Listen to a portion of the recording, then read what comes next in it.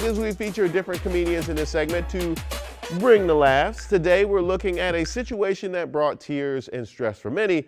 Southwest Airlines recently said it will likely cost them over $800 million to make up for their holiday travel debacle that forced them to cancel over 16,000 flights. And that doesn't account for the likely fine they will face from the federal government, which many who were stuck in airports will cheer on.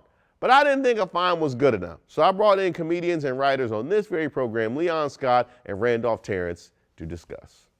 Now, what do you think Southwest should have to do to make up for what they've put everybody through? The inconvenience of staying there should be worth, I'm going to start with one flight, anywhere you want to go in the continental United States. I mean, they'll give you that. Round trip, by the way. They'll give you that to like bump to like a later.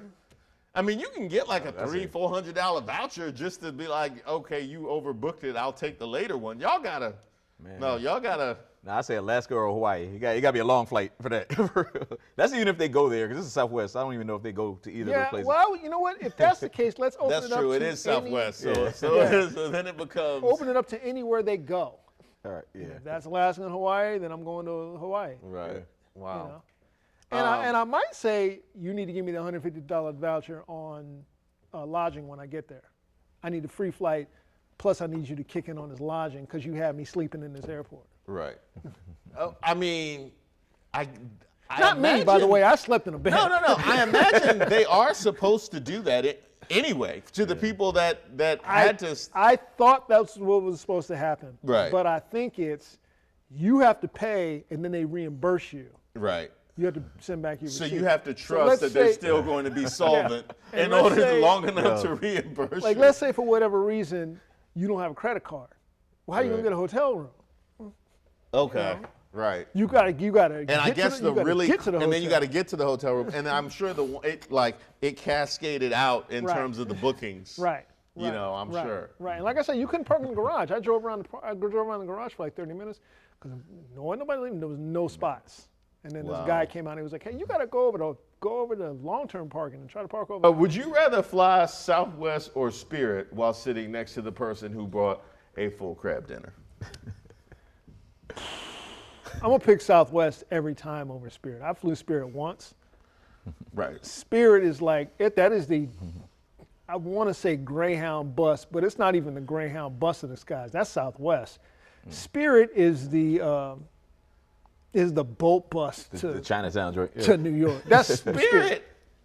Kind of reminds me of being at a strip club. Because you don't know what's free and what's not. Yeah, like you literally have no idea what you have to pay for. You pay $30 for the ticket and your baggage comes out like 180 or something. This is crazy. Yeah. Like you just get random charges for just for living. Like I just had no idea. You know what I thought about the last couple of times I flew Southwest, they had like the captain and all of them, they were trying to be clever and funny and stuff during the flight. I was just thinking, imagine what that's like, for people who miss Christmas. And that gotta be the toughest audience ever. They're getting booed at like 30,000 feet. Trying to be funny. There was no happiness. There was no joy in Mudville. Yeah, I can imagine.